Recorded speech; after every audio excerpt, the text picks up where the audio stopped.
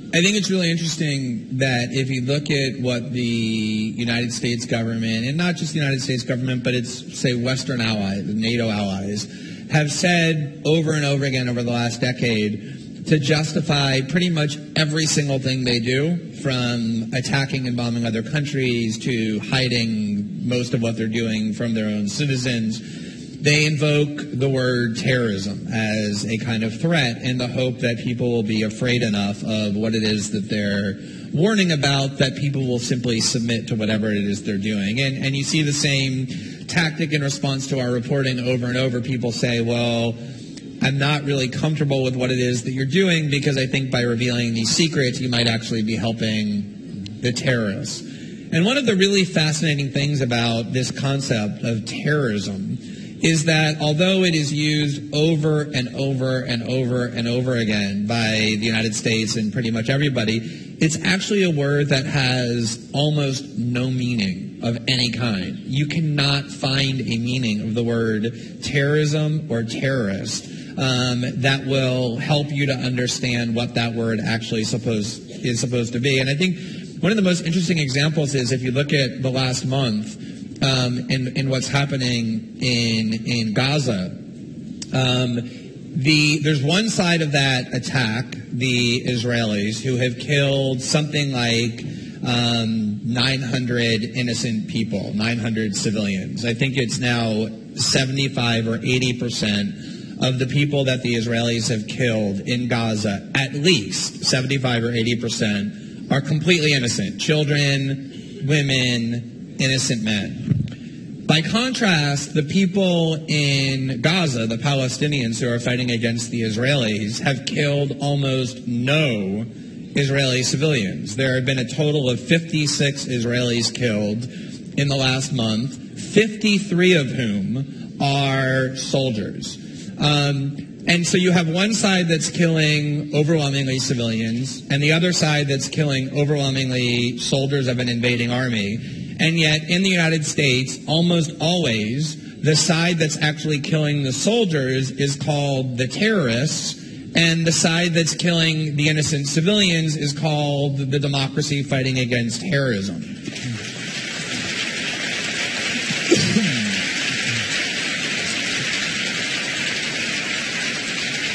And, you know, when you see that, you realize just how little meaning the word terrorism has. Or if you look at what the United States did in Iraq, the same thing. The strategy that we were told as Americans our government was going to use was called shock and awe, meaning we were going to invade Iraq and show them such an overwhelming amount of violence that they would be terrorized into full submission.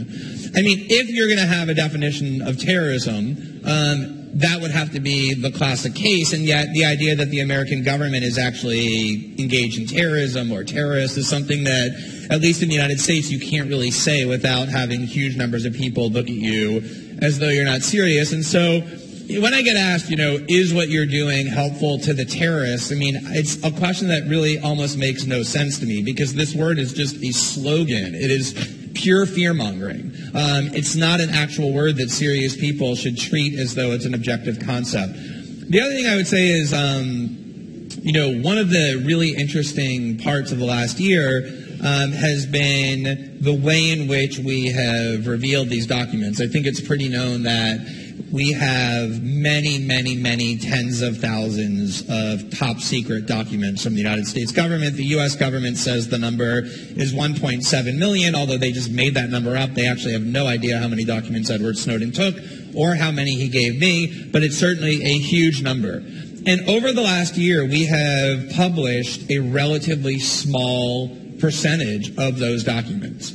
And the reason that we've done that is because the U.S. government got very lucky that the person who took all of their documents is actually an extremely cautious and even kind of a conservative whistleblower. I know it's ironic to think about somebody who takes tens of thousands or more of top secret documents from a government, downloads them all and gives them to journalists as being conservative and careful, but he actually is. And he insisted that we be very, very meticulous in only publishing the documents that that people around the world need to know in order to have a meaningful debate and a democratic decision-making process to decide whether they want to live in a world where the U.S. government and its allies can turn the internet into a massive realm of surveillance, but not publish things that could destroy those systems unilaterally or which could put innocent lives at risk. And we actually have been so careful that a lot of my supporters and allies for a long time, like WikiLeaks and other people,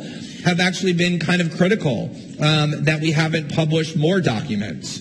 And between the people who accuse us of publishing recklessly and saying we've published so many secrets and we're helping the terrorists, or the people who on the other side who get a lot less attention but who say we actually haven't published enough, I think the people who say we haven't published enough actually have a much more valid criticism. And when I stay up at night worried about the work we've done and the work we're continuing to do, I think much, much more about how to release more documents than I do thinking about, oh, did we release too much and help the terrorists?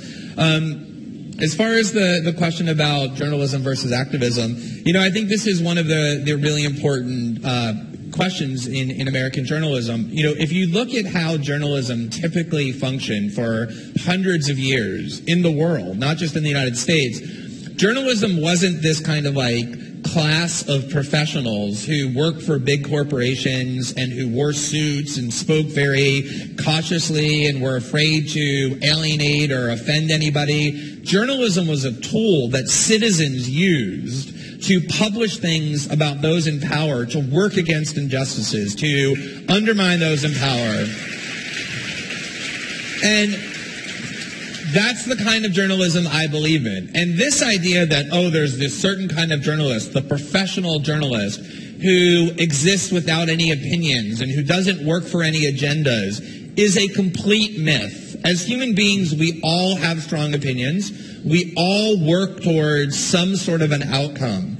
And so for me, the question is not, are you a journalist who has opinions versus a journalist who doesn't have opinions? Because there is no such thing as a journalist who doesn't have an opinion. The question for me is, are you a journalist who's honest and says what your assumptions are? Or are you a journalist who tries to pretend that you have no opinions and therefore mislead the people for whom you're writing? And it is true. I mean, if you look at, American journalism and how it's practiced at the highest levels, and I agree with Charles 1,000%, even the media organizations I criticize the most, like the New York Times or CNN, do have good journalists within them who are doing really good journalism. But as an institution, they've adopted this mindset that all large corporations ultimately adopt, which is we don't want to make judgments, we don't want to offend anybody, we don't want to say anything interesting. We just kind of want to say, here's what one side says, here's what the other side says. It's not for me to decide or for me to judge who's telling the truth. And that's the kind of journalism that I despise. And I think that gives comfort to corrupt people in power. Because if journalists aren't willing to say these people in power are lying or acting corruptly because that's too opinionated or that makes you an activist, that neuters journalism. It makes journalism worthless. And I am somebody who has opinions. I do think that it's wrong when people who have the greatest power act corruptly. I do think it's wrong for the U.S. government to go around the world killing people at will, or to invade other countries and bomb them, or to spy on them and destroy privacy in secret, or that it's wrong for Wall Street to engage in systemic fraud without any consequences. And I don't see any reason why, as a journalist, I should pretend that I don't think those things. I think journalism only is meaningful when it actively works against injustices wielded by those people who have the greatest power.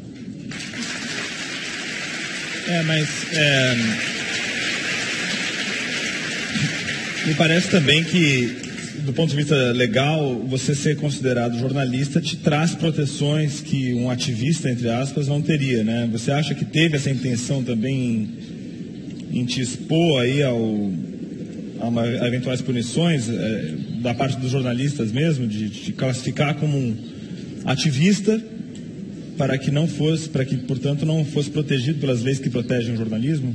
A diferença entre jornalismo e ativista é se aceito a palavra ativista. Não, porque se você for considerado um ativista, a Constituição americana não está te protegendo como protege um jornalista.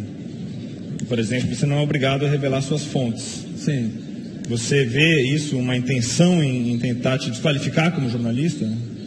I think the problem is I think that all journalism is a form of activism. So if you look at, for example, what American media outlets did in the run-up to the Iraq War, publishing everything the government said under the guise of, well, we're just here to report, they pretended they weren't being activists, but they were actually working very hard to convince Americans to support the war in Iraq. Or one of the things that was a big controversy in the American media was the U.S. government engaged, as everybody knows, and as President Obama admitted yesterday, in torture. They used interrogation techniques that clearly were torture. And these techniques were always called torture by American media outlets when they were done by other governments. So if the Japanese waterboarded, the New York Times would say the Japanese tortured. Or if North Koreans put people in stress positions and purposely made them cold and did not deprive them of sleep, CNN would say the North Koreans are torturing people, or Iran is doing the same thing. The minute, though, the United States started doing it, the American media outlets stopped calling it torture. And the reason they stopped calling it torture was because they said, well, the Bush administration says that this isn't torture. And some people say it's torture, other people say it's not torture. Who are we as journalists to decide whether or not this is really torture? So we're just going to call it harsh interrogation techniques because we're neutral. And although this is claimed as neutrality, in the United States was much, much worse during the civil rights movement of the 1950s and 60s, much, much worse during the Vietnam War, and yet those protests grew. In fact, police repression made them grow even bigger and more angry and more important. So no, I think that the fundamental reason, unfortunately, is the state of American society and the way that people feel about the political system. Bom, a gente tem tempo para uma última pergunta rápida que eu vou fazer a você, Glenn. Uma das coisas que me impressionaram no seu livro é como a riqueza de detalhes que falou-se muito em 1984, do George Orwell, mas toda a descrição dos programas, você vê que tem as janelas dos programas usados pela NSA que permitem que você pesquise o histórico de internet da pessoa, fotos pornográficas, contatos do Facebook, é uma coisa muito sofisticada. Roteadores de internet com programas implantados para enviar dados para a NSA, né, enquanto os Estados Unidos acusavam os chineses de fazerem isso, né, diziam, não comprem chineses porque eles estão... Queria que você contasse rapidamente, a gente realmente já está com o tempo estourado, mas essas, entre aspas, anedotas de mau gosto que a NSA criou com esses programas, esse aparato todo... Yeah, I did a press conference this morning with some journalists, most of whom were Brazilian, and they asked me why has Brazil become such a significant target for the NSA, and my answer was the one that I mean, there are reasons specifically about Brazil and its growing influence in the region, but generally the answer I gave was the one I always give whenever I go to other countries where there's been reporting about spying by the NSA. When people ask me in these other countries why do they care about Norway, or why do they care about India, or why do they care about, the Netherlands? And my answer always is the NSA doesn't need a reason to target communications for very sophisticated forms of surveillance. The goal of the NSA, as they themselves say in their own documents, is to collect all forms of electronic communication and have them susceptible to being analyzed and monitored. It is literally a goal that says we want to eliminate privacy in the digital age. And that's why I think it has such extraordinary consequences, is because it's not specifically targeted at this particular leader or this particular country. The target is the internet. The target is human communications, and making sure that there is no such thing any longer as privacy in the electronic age. And I think it's hard to overstate the consequences of that. Muito bem. Muito obrigado aos nossos dois convidados.